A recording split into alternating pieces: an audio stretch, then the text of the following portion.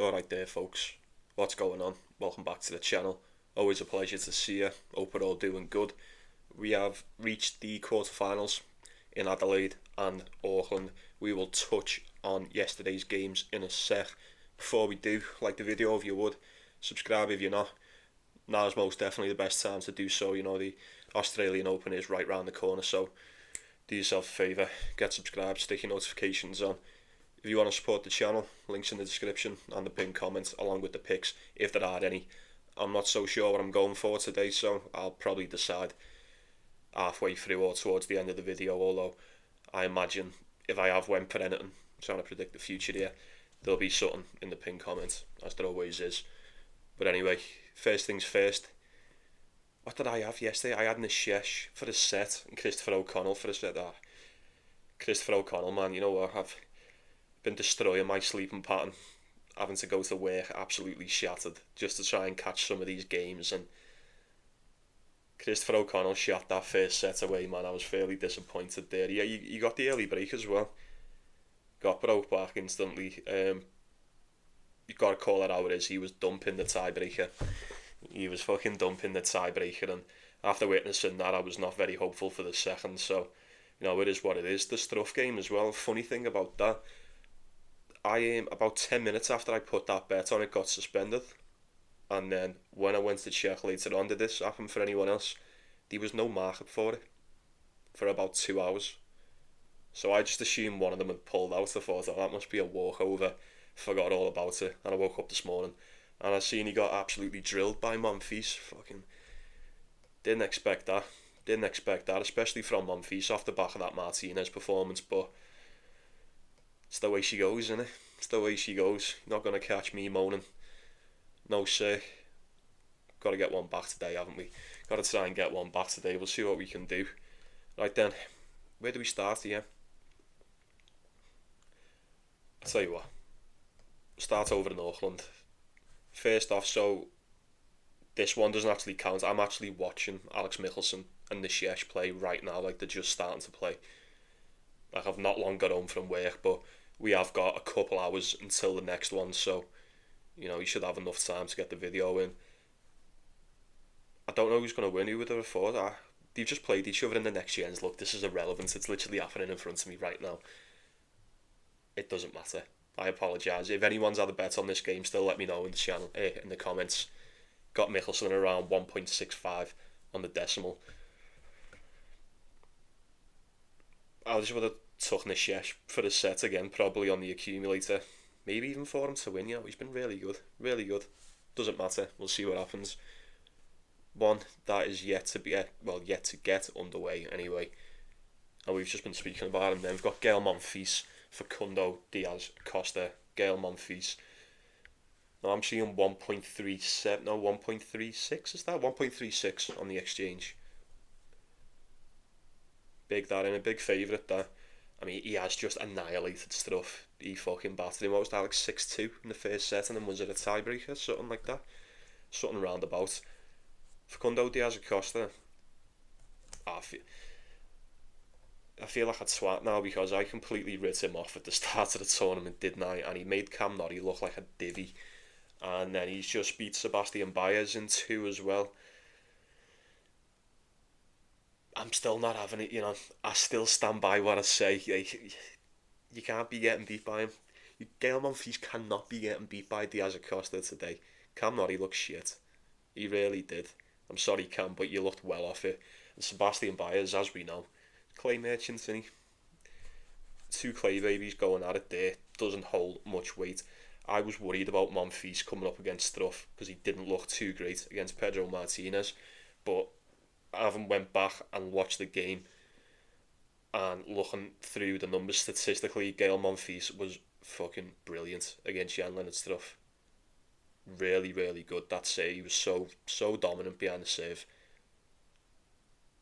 You have to admit, Facundo Diaz Acosta, like, coming up, if Diaz Acosta runs into the version of Monfils that played Struff yesterday,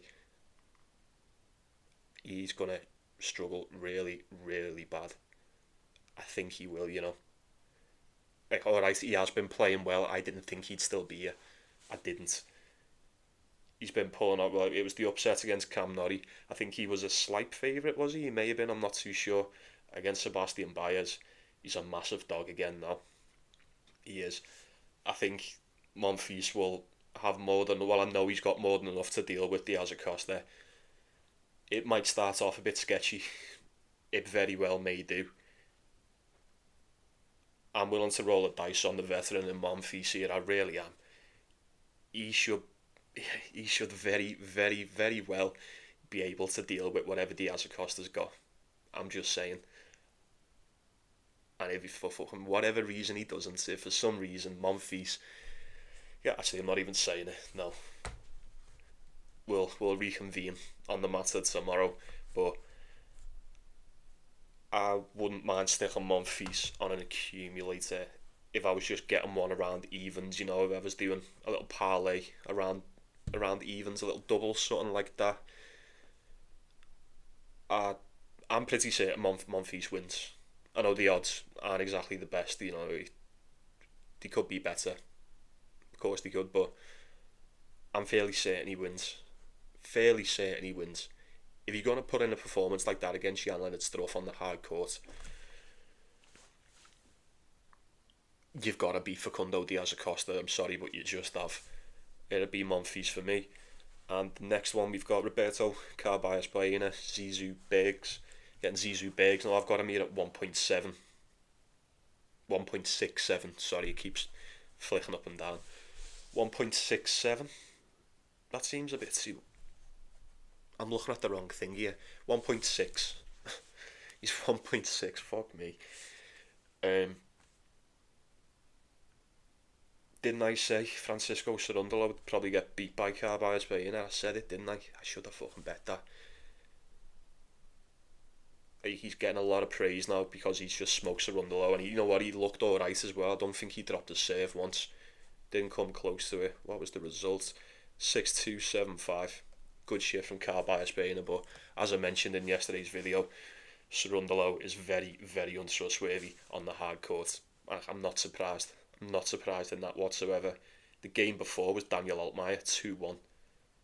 You know, Daniel Altmaier gave him a better go than what Cerundolo did. But with those two matches in the bag, like, let's just call it what it is. Two clay merchants. So, like, Roberto Carballes Baena is a clay guy as well. He's a really good clay guy. You know, hard court is definitely not his strong suit, and you can say the exact same for Cerundolo and the exact same for Daniel Altmaier. So, good wins nonetheless. Fair play that he's still here. What I will say about Carballes Baena as well, this kid's got stamina for days. He can play for days and days. He does not stop. You do not want to be getting into a grind fest with someone like him. Zizou Berg, good start to the season. I think the best start to date, yeah, in his career. He's been really, really good. Who did he play? Mauro Canhas, straight sets in Hong Kong, got beat by Artifice.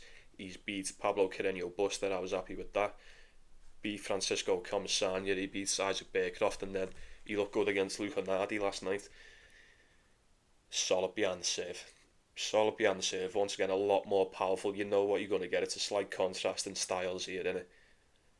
You know, the defensive game of Carballes Baena, you know, the aggressiveness of Zizou Berg. Who are you going to back here?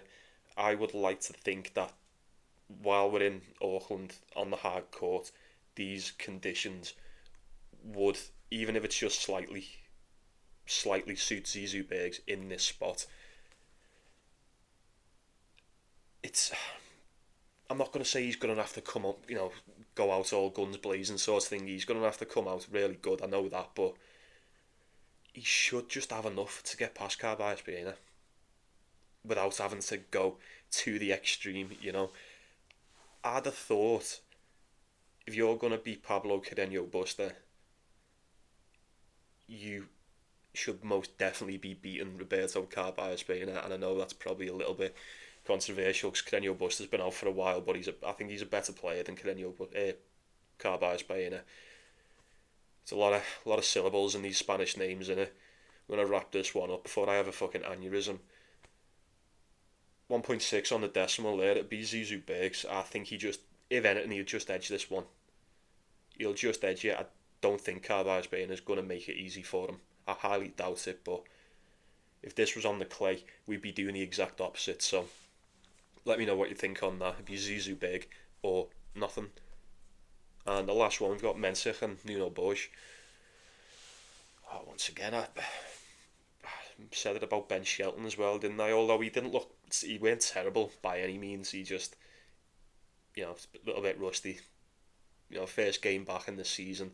We did say, didn't we, Mensah had a few games in the bag. He's looked alright as well. He managed to get the win. Not only that, he managed to get a little bit of revenge from the Indian Wells last season. I can't help but think he's going to do the exact same against Nuno Bosch. Then when he beat him, was it the US Open? I think it was the US Open. And was it? US Open last year, very, very close game, 3-2 to the Portuguese guy. And Mensah at 1.4 here, is that 1.45? He should be winning. I think Mensah can do this one, I really do. Nuno Bosch has been scraping by games, man. I mean, hasn't he come back from a set down in his last two? Did he drop the first set to Darderi? He did. And then he come back and won 2-1. And then he dropped the first set to Mariano Navone, didn't he? Yeah, because I've seen a bit of it. Fuck him. Yeah, that's you don't want to get into a habit of doing that, do you? You really don't. Especially against someone like Mensah. I feel like, I don't know.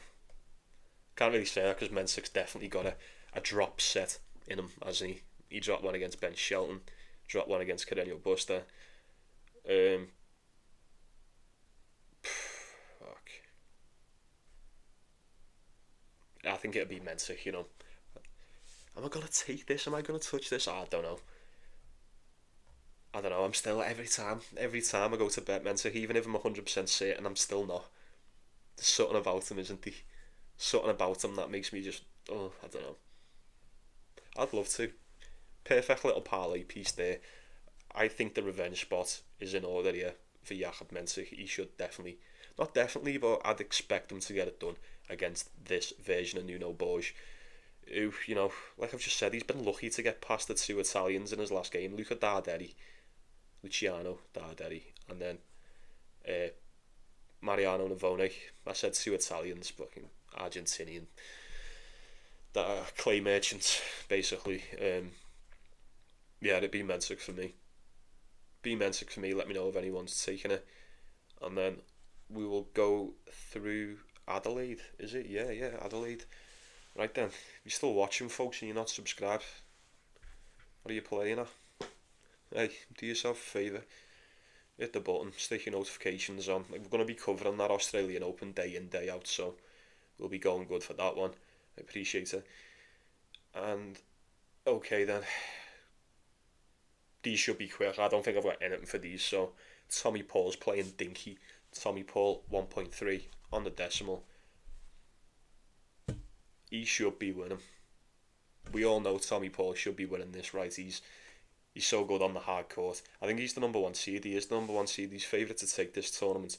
Should most definitely be beating Dinky in this spot. However, what did I say yesterday? Dinky's been very impressive. I've been rather impressed with Rinky Hijikata. I cannot lie to you. He beat David Goffin. Smoked David Goffin, actually. And then, I'm pretty sure I said he'd beat fucking Brandon Nakashima as well, didn't I? Yeah. Knew it. Fucking knew it. Nuts. Tommy Paul dropped a set to Manuel Ginard as well. Didn't expect that one. You could have took Ginard on the spread plus the 5.5. You'd have covered that. I'm not going to be touching this one. Tommy Paul definitely should beat him 100%, but with Dinky playing with the crowd behind him the past few days, he's been very surprising. One thing that I am looking at here, it's just, I don't know whether it's like my computer's just fucking bugged or what, but Dinky for a set 2.1. I'm not saying go for it, I'm just saying like it's decent odds, innit? Very, very good odds there. Dinky plus the point, maybe? I don't know. Or is it 4.5? Surely it's not 5.5 again. If it's 5.5, take that. It can't be. It's probably going to be 4. I don't know, because I'm not expecting him to win. But the way he's playing, I wouldn't be surprised if he nicked the set, or at least kept it close. So Food for thought, folks. Food for thought. Not going anywhere near Felix Auger-Aliassime, Marcus Grant. Not going anywhere near it. Good shit from Marcus Grant for getting past El Chapo. I say good shit, but El Chapo was just fucking, I don't know. Giron did beat Vukic before that game, but then Chapo had plenty of chances in that first set to just fucking put it to bed at least, and his ass fell out of him at every opportunity. Auger-Aliassime got absolutely drilled by Arthur Cazot in the first set in their match, 2-6-1. Eventually came back and won it. Just bunch of untrustworthy fuckers here. Head to head 4-1 to Felix. Played each other on pretty much every surface. Felix Auger-Aliassime beat him in the Olympics. Marcus Grant can be very shocking sometimes. Like, not shocking, like really bad. He can be very surprisingly good. I think he's a little bit one-dimensional. He can tend to be a bit one-dimensional. I would expect Felix Auger-Aliassime, if he is the player he is supposed to be, would have more than enough to get past Marcus Grant. But as we've seen from the past, we can't trust him. We can't trust Felix, and we haven't been able to for a good while now. It's a shame, but unfortunately it's just the way it's got to be. Kekmanovic, Bonzi. Good shit from Kekmanovic again. He's a favourite here. This was like 1.8 before, it's now 1.66. A lot of money coming in on Kekmanovic. Now, every time that's happened so far this season, they've ended up losing, haven't they? Massive point drop there. Bonzi's good, man. I don't think Benjamin Bonzi's like that much. Would you say he was that much worse than Kekmanovic? Probably not. Okay, Kekmanovic is playing really good right now, but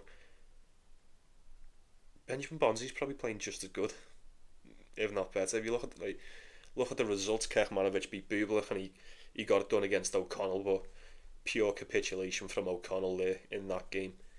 And Bublik hasn't played in about fucking 50 years, has he? So Bonzi beat 2 in straight sets. He beat McCabe 2-1. Got a walkover against Fanini, didn't he? I think this is close, you know. I wouldn't mind taking Bonzi for a set. I'm not going to touch it because Kekmanovic fucked me over. He didn't fuck me over, fair play to him, but you know what I mean. He screwed me yesterday. I didn't think he was going to win in straight sets, and he went ahead and did. Can't deny he's been playing a lot better. He's had a decent start to the season, as he's went 3-1 to start the season off. Can't deny that. Benjamin Bonzi, a little bit better. He's went what, 1, 2, 3. He's went 6-1 to start the season. I say when Bonzi can get that serve going, mate, like we've seen last season as well. Like he's a solid contender, solid title contender, especially in these 250s. Bonzi for a set, probably round about the same as what you're getting for, maybe obviously a little bit less than Kekmanovic on the money line, but I wouldn't be picking a side. And if I was rooting for anyone, I'd probably want Bonzi to beat him. So I do think he can take a set. He's got more than enough to nick a set off Kekmanovic, you know he has. And then finishing us off, we've got Thanasi Kokkinakis, Sebastian Korda. Sebastian Korda was a dog in his game against Davidovich Fokina, quite a decent dog too, and he got it done in straight sets. 6-3, 6-3. Sebastian Korda ain't injured no more, and the bookies know it. He's 1.6 on the decimal here. Kokkinakis, he's still here. Tough game against Nishioka, managed to get through it. He struggled a little bit against Echeverry as well. That was 2-1, 7-5, 6-4, and then a tiebreaker. A tiebreaker against Echeverry to decide the game on the hard court. Cause for concern. Everyone's saying Kokkinakis is going to beat Sebastian Korda, and you know what? It's okay to dream, innit? I'd say it's okay to dream. If Sebastian Korda's fully fit, he beats Thanasi Kokkinakis. You know he does. He beats him. He fucking does. You know he does. It'd be a decent little shout. Like, I'd love to have some money on Kokkinakis and just root for him to win. I like both of these players, I really do. I'm a fan of the pair of them. That was a late one against Echeverry. That was the last one on the card. I don't know how much rest he would have had in between. Sebastian Korda got it done really quick against Davidovich Fokina, so you know he'll be rested. 1.6, we'll call it 1.7, it's the high 1.6s, call it 1.7. Sebastian Korda seems like a shout there. You know, he beat him in Washington, he beat him in the Indian World, he's beat him 3 times every time he's played him, all within the last couple of years as well, twice in 2022, once last year. Yeah, I think Sebastian Korda beats him. I really do. Keep an eye on that one. That could just be just like a little single play. 1.7 there, if you can get it at 1.7, just I wouldn't mind just taking Korda as a little single. I don't know. We'll see what happens. We'll have a look, see what's pinned, if there is anything. Right then. I'm not too sure what I'm going for, folks. I'm really not. I'm probably going to decide while I'm waiting for this video to upload. But I will say this. Actually, you know what? You probably know what anyway. I've waited fucking 20 minutes to say, what am I fucking doing? If there's going to be picks there, there's already picks there, and you know that. There's probably no one watching anyway, so what the fuck am I talking about? Right then, folks. Picks will be pinned, as you know. If you've made it this far, let me know in the comments. If you've made it this far, I appreciate it. If you have, you don't have to. Just the fact that you click on it. Drop a like as well. That is very, very crucial for the growth of the channel. Kind of underestimated how good the likes do for the page. Right then, folks, I'll be saying good night to you. Hope you enjoyed the tennis. Hope you all have a nice Thursday. As you know, Thursday is my day of rest. I do not work Thursdays anymore, so I'm just going to be chilling. I'm probably going to stay up and watch some tennis anyway. I'll be saying good night to you. Take it easy. Take care of yourself. Take care of one another. As always, like and subscribe. Like and subscribe. See you tomorrow, innit? Forgot what I was going to say. Enjoy the tennis. Let's go get that cash. Fingers crossed. Let's go get him today, and I'll see you tomorrow.